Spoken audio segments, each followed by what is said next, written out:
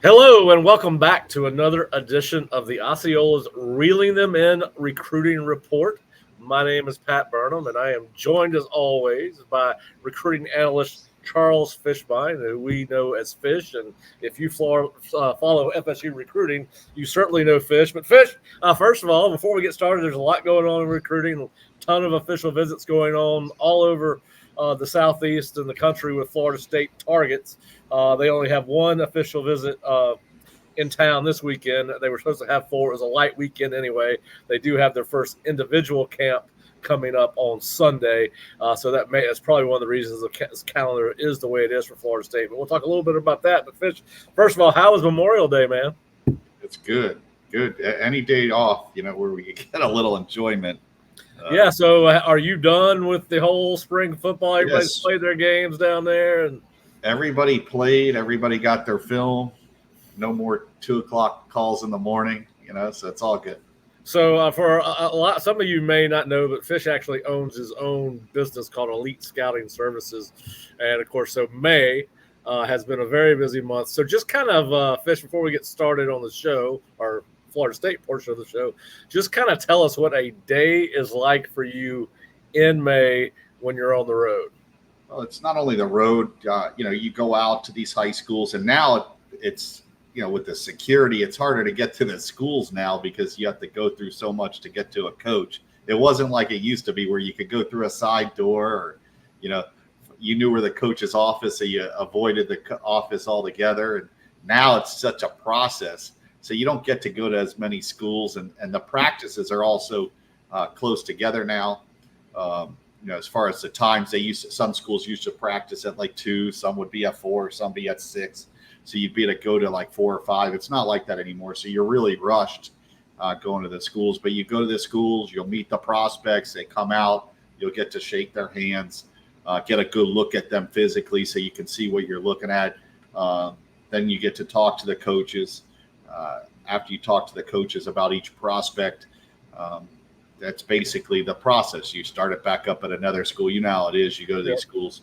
And then for me, a big thing is the filming. Is we film a lot of high school games. So we had, over a 2-week period, probably 70 or 80 high schools that we filmed for. And the thing during spring that's not as fun for me is you have these jamborees where there'll be 4 teams, and the 2 teams you're filming are the first game and the last game. So you got to sit there and watch the middle games. Yeah. Nothing to do with you. And so you could be at a stadium for 5 hours, watching, 2 teams play that you need to watch. But that's the whole gist of what I do during the spring. And these coaches, they want their film. And so you stay up till, 2, 3 in the morning to make sure they all get their film. So. Well, listen, I know it's a lot of hard work, but we're certainly glad that you do it, because I think we are the only one of the few recruiting services that's associated, or sites associated with a recruiting service and a school that has a guy that's virtually on the road in high schools all the time during the spring and fall. And that brings great value to our listeners and readers, I believe. And it's one of the reasons people should subscribe to the Osceola. If you're not a subscriber and you're listening to us now, go to theosceola.com or floridastate.rivals.com, and we've got a ton of information on there, including Fish, the start of official visits for Florida State. Now, this was supposed to be a weekend that they were going to bring in linebacker Riley Pettijohn, defensive end Caleb Falk, safety Laganza Hayward, and safety Onis Conan Banny, I think is how you pronounce his name, from North Carolina. We're going to call him Conan Banny until we're corrected otherwise. But don't ask me. I'm not good at names. Yeah. And that one's way too many. But based on the latest information I got, Onis is the only kid coming in this weekend. Have you had a chance to look at his film? I looked at it again earlier today, but he's a kid that he's a big old long kid, but FSU's getting his second official visit. I believe he went to Utah in April. I had a hard time distinguishing whether that was an official visit or an unofficial visit. But obviously he'll be at Florida State this weekend. He's got UNC on June 7th, Penn State on June 14th, Tennessee on June 21. And then in a recent article or interview with Rivals earlier this week, he said that Georgia is surging, and he talked about LSU a lot. So, and listen, these kids have unlimited official visits and not the old 5 official visits one time. Now they have unlimited, and they can go to each place one time unless there's a coaching change. But just what are your thoughts on, listen, I don't, the official visits give Florida State a chance. Anytime you get a kid on campus, no matter where you are, you have a chance if you get a kid in for an official visit. What are your thoughts on this and Florida State's chances of landing him? Yeah, I had a chance to watch him at the battle 7-on-7. He's a good-looking kid, like you said, big, long, athletic. You see the trend of where they're trying to go in the secondary. They're trying to get bigger, longer, athletic in the back end of their secondary. And I think he's actually from England originally. Yeah. So he's from outside the country. He's one of these foreign-born players that has become part of the whole European landscape of football now that you have all these kids from Sweden and England and Germany coming over here. But he's like what they're looking for. Like I said, he's raw, but you could see the physical attributes, the length, his ability to cover a lot of ground. He's a bit of a long strider, but you like that he plays both offense and defense. He understands the game. He has good ball skills. I think he's a guy that 2 years from now could be very good. Yeah, one of my notes after watching the film again was natural instincts. You mentioned he's a long strider, but has really good change of direction and can open up and run. There's a highlight of him if you're one of those recruiting fans that watches Huddle. There's an outstanding play where the opponent actually scores, but he runs probably about 100 yards between length and width, and almost gets to the kid before he gets to the end zone. So he plays extremely hard. And I think he's somebody that if you're a Florida State fan, you would be fired up about them getting on campus. Obviously, he's a 4-star, and for what that's worth. But listen, I think he's a good player. I think there's a lot of work to go with this kid. His comment to I believe it was Adam Friedman or Sam Spiegelman that he talked to was, "I'm really liking Georgia right now." He talked a little bit about the DB coach there, Dante Williams and Will Muschamp. So I think they got some work to do. I think he was kind of a late add to this weekend. From what we know, obviously there are things that are going on behind the scenes that just the sheer tonnage of what's going on behind the scenes that we don't know would probably stun a team of oxes in its tracks, because there's always something going on in the background. And but anyway, so I can't wait to see how this visit goes. He is scheduled to arrive tomorrow morning, and he'll be in town for 2 days, Friday through Sunday morning. And we will try to have an interview with Onus as he leaves campus on Sunday morning. We will have a camp to work, so we'll have to kind of juggle some hats to get that done. All right, so listen. The other news coming out of this particular official visit weekend, listen, Caleb Fogg was a long shot. No reason to waste time on his canceling of his official visit. His brother plays at Auburn. He's been committed to Auburn since August. So it looks like they're out of the running for Caleb at this point. Riley Pettijohn, though, listen, we thought Florida State Fish had a chance. One of the reasons is he had a great unofficial visit to Florida State earlier this year.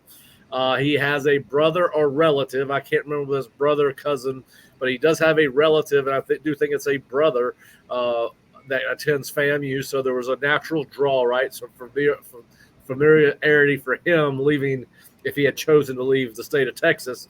But right now, listen, he is not coming to Florida State from what we know. He has not rescheduled his official visit that I'm aware of. And it looks like really depending on who you're reading, and obviously we are part of a network, so we do take advantage of that. But it looks like maybe a Texas-Ohio State thing at this point. Yeah, that's, I had spoken to somebody that covers Texas recruiting about a week ago at one of these high schools, and we were talking about Riley and what a great player he is. And he was telling me he really felt that was a Texas A&M battle, and I trust this guy. He's usually dead on with the Texas kids. It's a loss, but it's, I always have less of an expectation for these guys that are out of state. It's hard to pull these guys because you're not recruiting against one school. You're usually recruiting, you're talking about 10, 15 schools, and the further you get away from your recruiting base, it becomes harder to land these guys. So the fact that they were on them and they had a shot early on was good, but your expectations with these type of players is less than somebody that's closer to home. Yeah, he's an outstanding prospect. I watched. There were a ton of people that were going by his schools from Rivals and other recruiting services that put film clips up of him during spring practice, and it's easy to see why he is one of the most wanted linebackers in the country. And listen, who knows? Maybe Florida State gets back in this thing, but like you said, and you've got sources out there that would know better than I would from just from familiarity, and hopefully they can get back in on him, but it doesn't look like it. But listen, one linebacker they are in on, and this was breaking news last night, is Tavian Wallace from Jessup, Georgia, Wayne County High School, has cut his list down to 4 schools: Florida State, Georgia, LSU, and Arkansas. He's at Arkansas this weekend. He's at Georgia on the 7th, Florida State on June 21st. And really, and listen, as I said, things go on in the background that we're not aware of. Right now, at least publicly, he has not confirmed that he is going to visit LSU. So really that brings it down to 3 schools. And I think Florida State's in the lead here, Fish, and I actually dropped my first future cast in quite some time this morning with Tavion going to Florida State. You led off with Tavion in your Fish Bits. And listen, if you have not read, if you're not a subscriber to the Osceola, one of the reasons to join the Osceola is Fish's Fish Bits. That's what his nuggets are called, Fish Bits. And we got a breakdown this weekend of about probably a couple dozen kids, maybe a little bit less than 2 dozen. But and Tavion was one of those. Just tell me what you're thinking about Tavion. Everything I've heard is good. I think that Florida State not only is in the lead, I think they are going to get a commitment from him pretty soon. He's a must get. I think we all agree that, it's a harder – you don't need as many linebackers as you used to have. You used to need like 3 plus 3 backups. It's kind of gone down to 2, and then you have the backups. The room's gotten better. I think both of us feel it's gotten better, but you could always get it even, improve it from that. I think Tavion's one of the better linebackers I've watched on film this spring. He's one of the guys. I think he's a must get because I think he's the best linebacker that they have a shot at this spring. Yeah, he's a kid that can run. He's a great kid. I got to spend some time with him at the Atlanta Rivals camp in late April. He had a really good day. He actually, I think he'd just been on an unofficial visit somewhere before he got there. It was a rainy day in Atlanta that day. But listen, I think it's down to Florida State and Georgia that I think is telling that LSU's in his top 4 based on his social media hit yesterday. He's got 4 hats out. LSU's one of them, but he doesn't, like I said, right now, no official visit, at least publicly planned. There may be one, but so I think I agree with you, Fish. I think this is FSU's all the way. That would give them 2 linebackers, 2 4-star linebackers committed to this class, with Ethan Pritchett being the other. And then just, I think I mentioned it earlier, Lagonza Hayward at one time was supposed to be on campus this week. He told me yesterday that he was not going to be on campus this weekend, but would be on campus in June, and it looks like that's going to be June the 21st. So a lot of things going on there. Before we go to commercial break, listen, you and I were on the message boards yesterday with some of our subscribers at theosceola.com, and there was a lot of conversation back and forth about Vernell Trey Brown. Listen, like I said, I read the Ohio State site, the Florida site. You got to take advantage of being in a network. And it's funny. I heard from people that are legitimate professionals in this business. One said Florida State was leading, one said Florida was leading, and one said Ohio State was leading. So, what do you think is going on with Trey Brown right now? I think most people think Ohio State's leading because he's part of the South Florida Express network. That seems like their best players go to, Ohio State. But there's always the exceptions. I mean, LaMarcus Joyner, you go back, was not going to go to Ohio State just because those guys wanted him to go there. I think Vernell's a little different. His father being part of the whole process, him being through the whole college experience, I think it's going to be more difficult to tell those kids and their parents, hey, you need to go to Ohio State and be forced. I think this is one of the ones I think if Florida has a really good season, they'll be hard to beat at the end of the day. But I think the expectations are that Florida won't have that season. And how many times have you seen a guy that Florida and Florida State are going after, a Greg Reed being a perfect example? Sometimes it's just timing and having the better seasons, which Florida State probably will have a better season than University of Florida this year. And if that happens, FSU could pull a kid like Vernell, who's I've got him rated as the #1 slot receiver in the state of Florida this year. Yeah, well, he's an excellent looking prospect, but he is at Ohio State this weekend, taking his official visit there.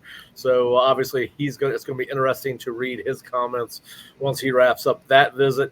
And Fish, when we come back from commercial break, I want to go through I want to hit you with some names of some players that are on official visits this weekend, starting today across the country, and just kind of get your take on where Florida State is with those kids and trending up, trending down, whatever, however we want to do it. But there's about 30 guys that are going to visit Florida State at some point in June officially. They're on official visits this weekend. So we'll come right back with that after a message from Aer Lingus. At Aviva Stadium in Dublin, the home of the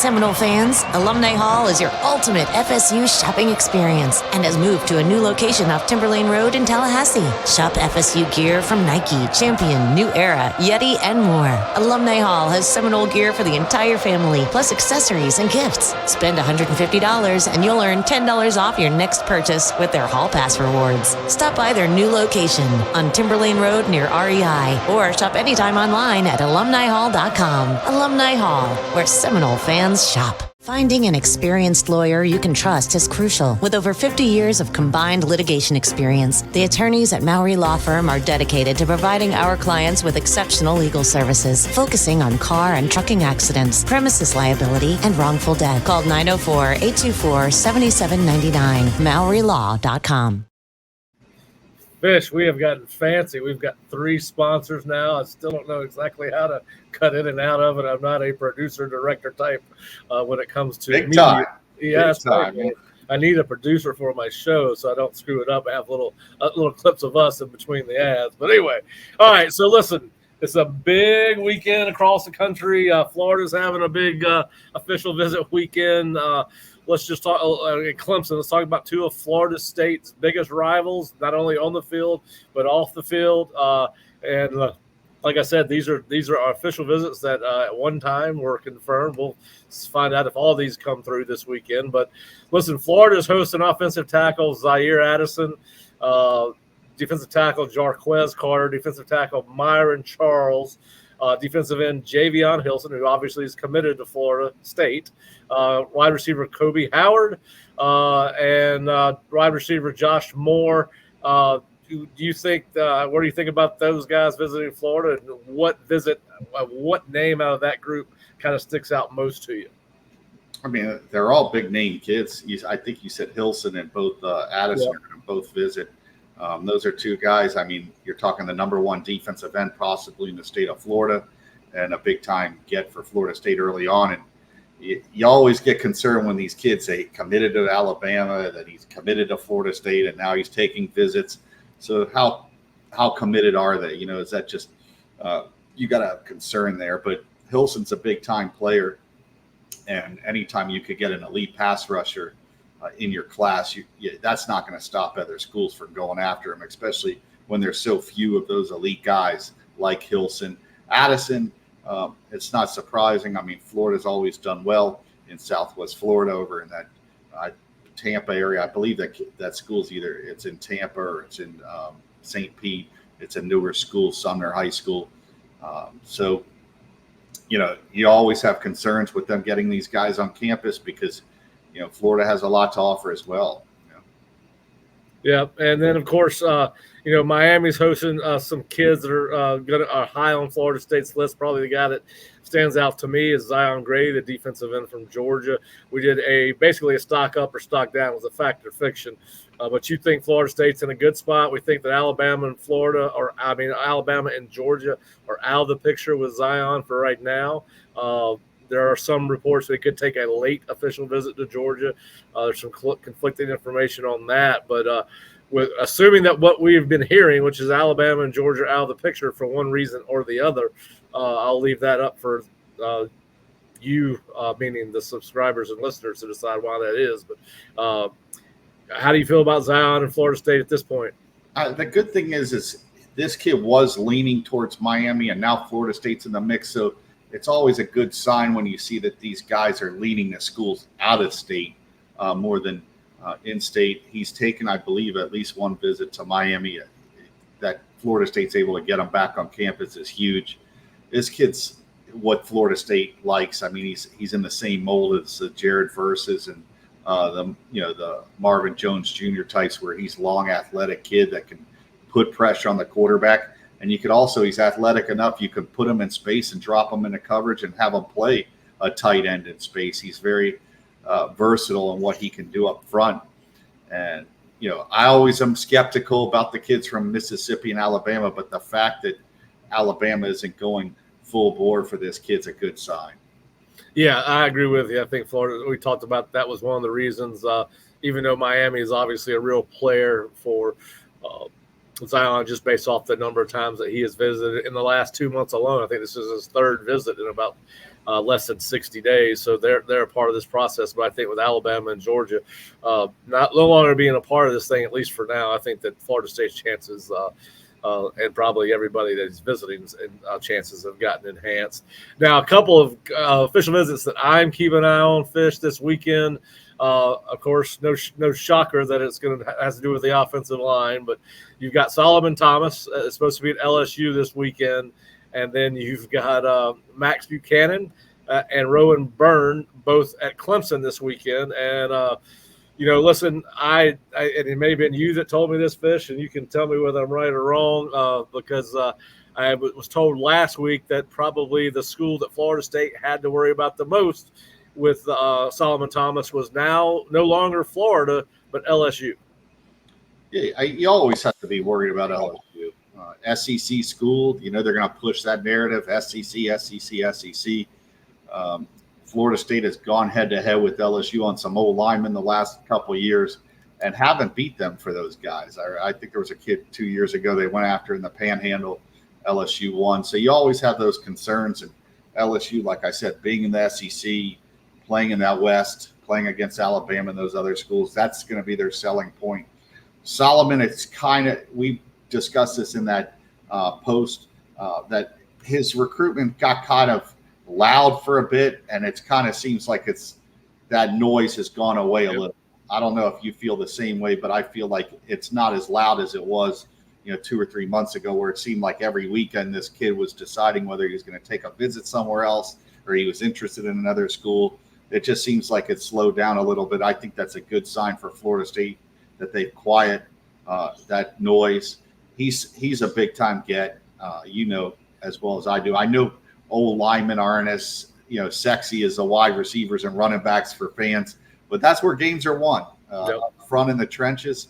The reason Florida State is getting better is their O-line got better and their D-line dominated. And if you win up front, you have a chance against anybody you face. And Solomon's an elite player. His ability to play tackle or play guard and possibly be one of those guys that swings around on the O-line and plays multiple positions. He has the ability to do so much, and he's a big, strong, powerful kid with a lot of talent. Yeah, and listen, it's been several weeks since my source in Gainesville has even brought up Solomon Thomas, so I think that maybe that ship has sailed. I know at one time, and listen, he's a trustworthy guy. He knows football. He knows recruiting particularly, and he's not associated with any. He's not associated with any site. He's just a guy that's very well informed, and he has not mentioned Solomon in Florida in over 3 weeks, and he was expecting a commitment back in May. So it looks like maybe Florida State does not have to worry much about as Florida anymore with Solomon than it does probably LSU at this point. And then, of course, listen, Max Buchanan, I think that I still think Florida State is in the lead for him in April. I kind of thought he might be a silent commit coming off a couple of his unofficial visits, but he's a guy that went to Ole Miss and really kind of opened his eyes, right? I mean, he's first, his first official visit. There's always going to be a little bit of a uptick for whatever program gets the first one. They kind of set the expectations for the other schools, and then you got a guy named, then you got Rowan Byrne, who's at Clemson this weekend as well. His relationship with Clemson's kind of started late. It's only started to develop in the last 6 weeks. Their offensive line coach was up there in the contact period, and listen, he was earnestly looking forward to that visit. I think Florida State does lead with Rowan. I think that there's a good connection between him and Alex, and he and Mike. He said as much when we did our reeling them in with him a couple of weeks ago. Actually, if you have not seen that video of me and Rowan sitting down for about 30 minutes, check it out. He's an impressive young man, and Florida State certainly sounded like the leader coming out of that interview, but this is his first time at Clemson, so it's going to be interesting to see if he adjusts in any way, shape, or form. This is a kid that if it goes how I think it's going to go, I think this is a kid that may commit to Florida State after his official visit. He alluded to as much when I talked to him in that interview. So I think and listen, Max, as you and I have talked about, Max seems to be. This recruiting process has kind of brought out his personality, and he kind of seems to be enjoying it as well. He should. You only get to do this one time, but so I think those are three that I am paying attention to. And then, of course, listen, the other one, UCF's got some good kids in there this week. They got a couple of late Florida State offers. LaDarian Clarity, the defensive back from the Panhandle, and Nicholas Clayton, the defensive end from Gainesville Buchholz, are both there this weekend. Both of them are obviously offered by Florida State within the last 3 or 4 weeks. So interesting weekend. We're not going to go through the whole list because they're, as Fish said, they're all very important kids. If they're bringing them in on an official visit, there is a reason for that. But I did want to ask you about another kid that's at Florida just because you had him on your Fish bits, and that's Myron Charles. I know at one time Florida State was the clear leader, and I still think they are the leader. But what can you tell us about who Florida State's needs to be concerned about as far as his commitment or his recruitment is concerned? Yeah, the one school I heard was Texas has made a move on him and kind of recruiting him under the radar, but is trying to get him on campus, or they have. But I still think it's Florida State. I think the relationship with Odell and getting on him pretty early, Florida State has the best shot at landing him. But we talked about this over and over. Pass rushers, elite defensive tackles. These guys, schools are not going to stop recruiting these guys just because Florida State is. And even if they commit, you're going to have to fight tooth and nail all the way till the end because there's not a whole lot of them. They're rare to find, these guys that play up front and that are talented like Myron is. Yeah, and then of course one of the other kids we did in our Fact or Fiction earlier this week was Hollis Davidson, the tight end from Georgia, who was in at Florida State this past weekend for an unofficial visit before the went to dead period. So I think it was Thursday or Friday of last week. He was in town.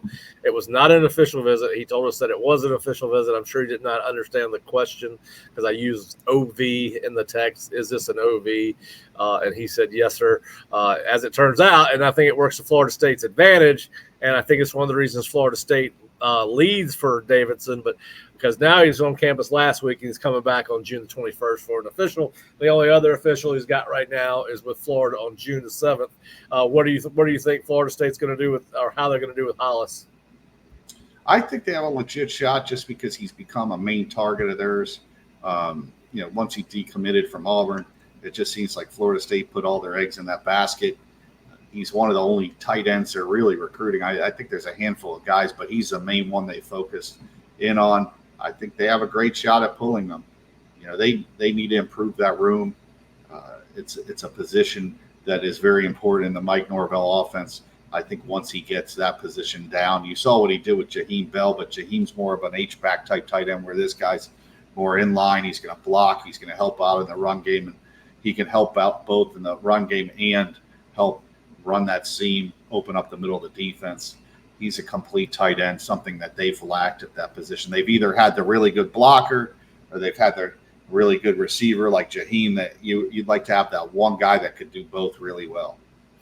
Yeah. Well, listen, it's going to get a lot more interesting as we move forward. Like I said, official visit weekends have been going on for quite some time, but they really start in earnest this weekend, so across the country. And so there's probably going to be breaking news just about every day moving forward, with official visits being scheduled or unscheduled and people committing. Obviously Florida State's for 4 commitments right now for 2025.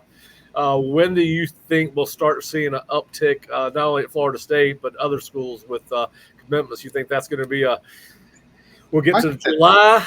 I think the next 2 months before the season, a lot of these guys are going to want to get their stuff done before their senior season start.